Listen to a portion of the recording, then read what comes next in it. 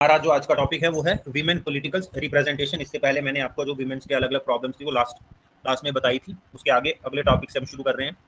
तो बैकग्राउंड में हमारे पास यही है कि जो वीमेन्स है दे ऑफन फेस, है ना, वो फेस क्या क्या चीज करती है कि अटेंशन नहीं मिलता है, less attention in the policies या less attention in the politics. अगर पॉलिसीज में भी देखें तो वीमेन कितनी ही बिल लेके आ जाती हैं। अगर हम स्टेट लेजिस्लेटिव असेंबली की बात करें या पार्लियामेंट की बात करें, यूजुअली फेमिनिस्ट मूवमेंट जो हैं वो बेशक उस बारे में बात करती हैं, लेकिन जो वीमेन होल्ड रियल पावर की बात होती है उसको प्रॉपर्ली एड्रेस नहीं किया जाता है। इसीलिए जो हमारा पॉलिटिकल रिप्रेजेंटेशन है वो बहुत कम है। और प्रॉब्लम यह है कि अगर हमें इन प्रॉब्लम्स को सॉर्ट आउट करना है, जैसे मैंने आपको बताया था लिटरेसी में वीमेन्स कम है, सेक्स रेशो में वीमेन कम है, या अदर जो प्रॉब्लम्स है उन सब में जो वीमेन का रेशो है वो मेल के मुकाबले बहुत कम है। उसका सोल्यूशन ये है कि पॉलिटिकल रिप्रेजेंटेशन नहीं है। हमारा कॉन्स्टिट्यूशन भी यही चीज बोलता है कि हमें पॉलिटिकल इक्वालिटी पे आना चाहिए। बेशक हम राइट टू वोट के थ्रू जो है पॉलिटिकल इक्वालिटी हम बोलते हैं हमने गेन किया है, लेकिन व्हाट अबाउट रिप्रेजेंटेशन? क्या पॉलिटिकल इक्वालिटी में पॉलिटिकल रिप्रेजेंटेशन जो एक एस्पेक्ट है उसमें क्या मेल और फीमेल दोनों बराबर हैं? वो नहीं है। लेट अस सी सम करंट सिचुएशन जो अभी है। जो विमेन का रिप्रेजेंटेशन है वो बहुत लो है, ठीक है, चाहे लोकसभा है चाहे स्टेट लेजिस्लेटिव असेंबलीज है।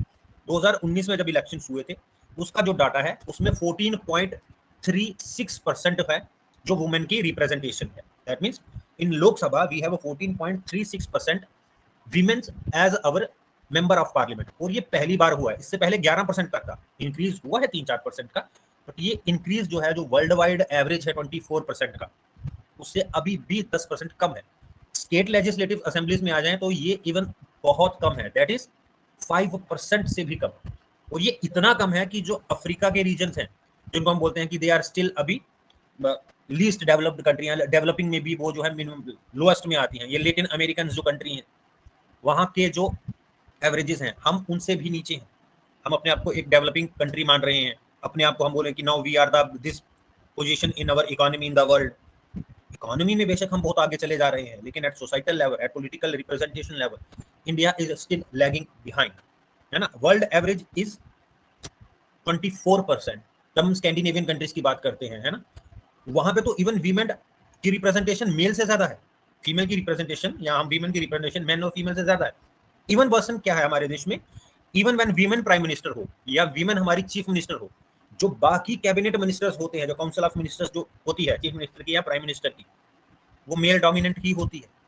मिनिस्टर्स या कैबिनेट की बात मैं कर रहा हूँ तो फाइनेंस मिनिस्टर हो गए, एजुकेशन मिनिस्टर हो गए, डिफेंस मिनिस्टर हो गए, या होम मिनिस्टर हो गए, एक्सटर्नल अफेयर्स मिनिस्टर्स हो गए।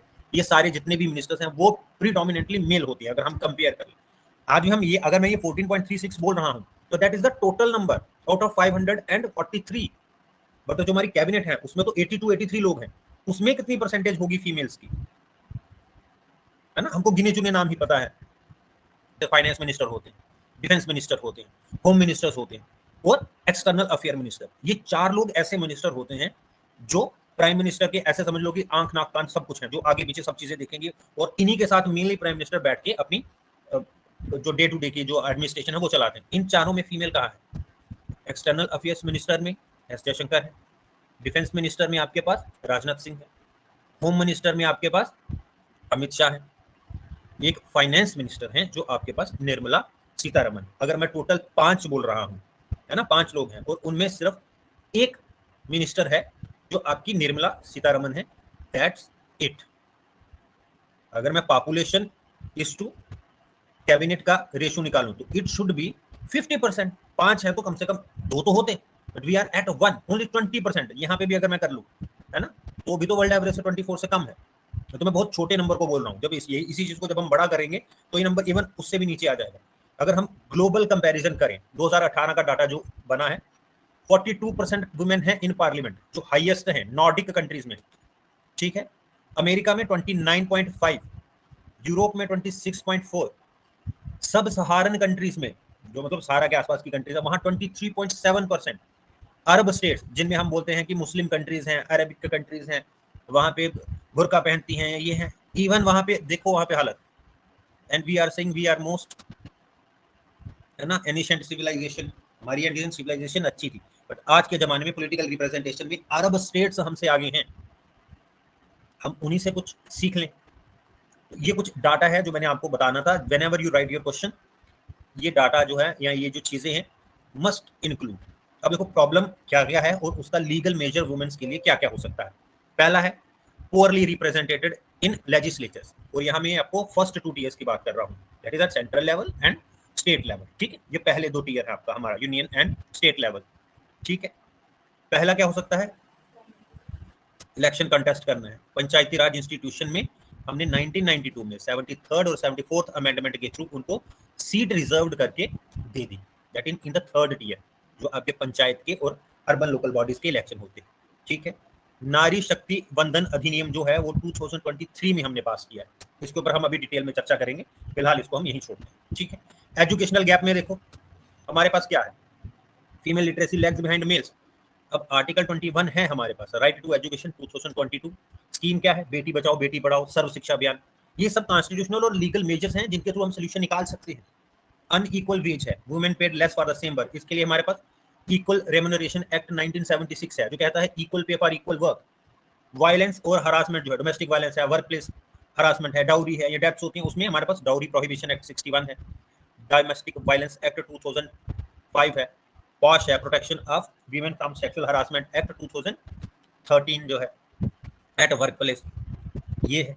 अब सेक्स जो है वो डिक्लाइन हो जा रहा है, मेल फीमेल का जो सेक्स रेशियो है वो डिक्लाइन हो रहा है। हमारे पास है preconception and prenatal diagnostic technique, जिसको हम PCPNDT एक्ट बोलते हैं, है ना। जैसे हम बोलते हैं कि हम सेक्स डिटर्मिनेशन नहीं कर सकते हैं कि इधर बेबी इज बॉय और बेबी इज ए गर्ल, वो है।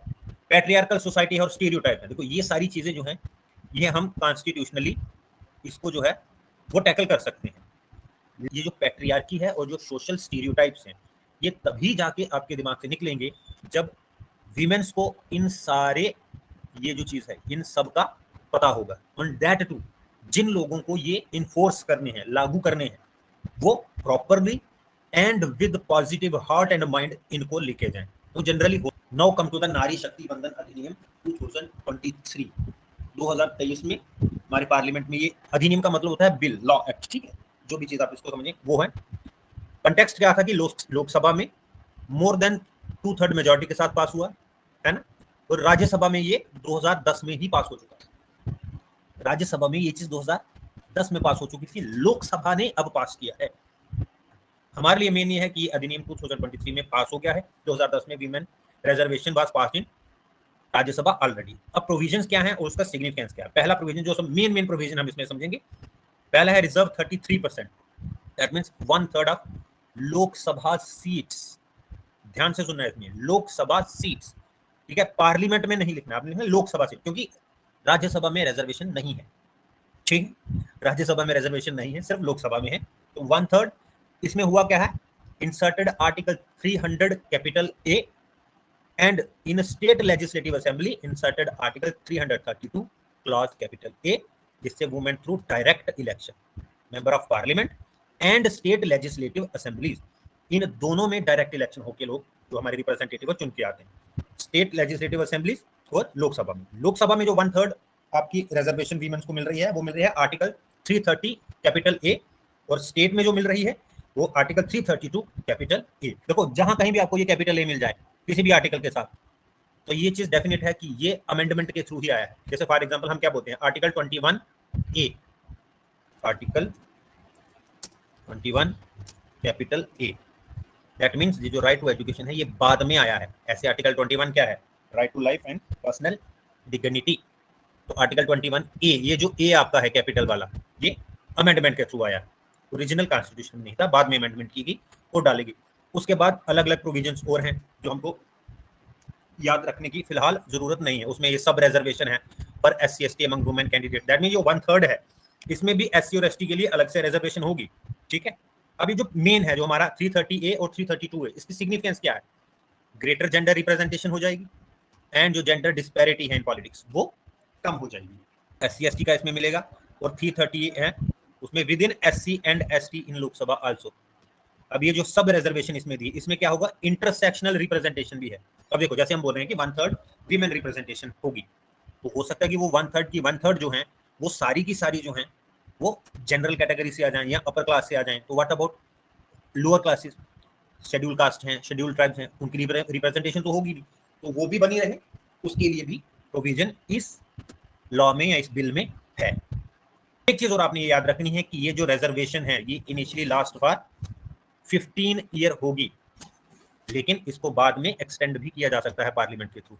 ठीक है, ये 15 साल के लिए होगी। आप ये मान के चलो कि जब भी नेक्स्ट इलेक्शन होगा अगले 3 इलेक्शन 10 ईयर के लिए, अगली 3 लोकसभा के लिए, अगर हम ये मान के चलते हैं 2029 से शुरू कर लें तो 2029 1 होगा, उसके बाद आगे 5 साल के बाद जो इलेक्शन होगा दूसरा, और उसके आगे 5 साल के बाद जो इलेक्शन होगा वो तीसरा होगा। अब इसकी इन्फोर्समेंट कैसे होगी? It is a process of delimitation, और इसको जो भी फर्स्ट सेंसस कंडक्ट होगा after the bill, delimitation commission किसको देखेगा? जो भी सेंसस होगा उसके हिसाब से आपकी जो कॉन्स्टिट्यूएंसीज हैं वो डिवाइड होंगी। डिलिमिटेशन कमीशन उसको ये काम करेगा, और उसके बाद सो दैट की करेक्ट रिप्रेजेंटेशन मिल जाए। सीटें भी रोटेट होती रहेंगी। ऐसा नहीं है कि फॉर एग्जांपल हम ऐसे मान के चल लेते हैं जैसे कठुआ डिस्ट्रिक्ट में 1/3 रिजर्वेशन के तहत जो स्टेट लेजिस्लेटिव असेंबली है जसरोटा कॉन्स्टिट्यूएंसी की, वो 2029 में रिजर्व होती है, तो हर बार वही ही रिजर्व होगी? नहीं, अगली बार हो सकता है कठुआ हो वुमेन के लिए, उसके बाद अगली बार हो सकता है बिलावर हो जाए, उसके बाद अगली बार हो सकता है बनी हो जाए। तो ये रोटेशन होती रहेगी, एक ही सीट रिजर्व नहीं रहेगी। ठीक है, ये आपका नारी शक्ति बंधन अधिनियम 2023 है जो विमेन रिप्रेजेंटेशन के लिए आपके पास है। ठीक, कल को आ जाता है what step have been India taken other than ये, तो उसका भी पता होना चाहिए। तो पहला ये है कि 1992 में ही हमने सीट रिजर्व कर दी थी, और आज के टाइम पे लोकल लेवल पे more than 10 lakh women representation है हमारे पास। That means in urban local bodies and in Panchayati Raj institutions, इन दोनों में ही अकेले 10 लाख से ज्यादा विमेन रिप्रेजेंटेटिव है हमारे पास। इमेजिन करो अगर स्टेट लेजिस्लेटिव असेंबलीज और लोकसभा में भी ये चीज आए तो ये नंबर कितना इंक्रीज होगा। हमें सिर्फ नंबर से ऐसे वो नहीं हो जाना कि वाह इतना अच्छा नंबर आ गया, वो रियल वैल्यू लेके आना चाहिए। सिर्फ नंबर लाने से काम नहीं बनेगा, है ना। अगर एक वीमेन कोई रिप्रेजेंटेटिव बनती है पार्लियामेंट में तो उसे वीमेन के लिए कोई ऐसा कानून भी लेके आना चाहिए। She should work for that thing. ये नहीं कि हाँ मैं रिजर्वेशन से बन के आ गई, ओके वेरी गुड डन, मेरा 5 साल हो गया, मेरा मेन मुद्दा यही था कि मैं 5 साल में बन जाऊं, एक बार एमपी बन जाऊं, उसके बाद पेंशन लग जाएगी, लाइफ सेट हो जाएगी। आप वहां रिप्रेजेंटेशन के साथ साथ for the upliftment of women के लिए भी आए हो, आपको ये काम भी करना है। वो भी आपका मेन काम क्या है? लॉ मेकिंग का ही तो काम है। लॉ बनाइए, अच्छे अच्छे लॉ बनाइए जिससे वीमेन की अपलिफ्टमेंट हो सके। दूसरा, वीमेन रिजर्वेशन बिल की डिमांड हुई थी, वो अब हम पास हो गए हैं। प्रोवाइड 33% रिजर्वेशन इन Lok Sabha, state legislative assembly, Delhi assembly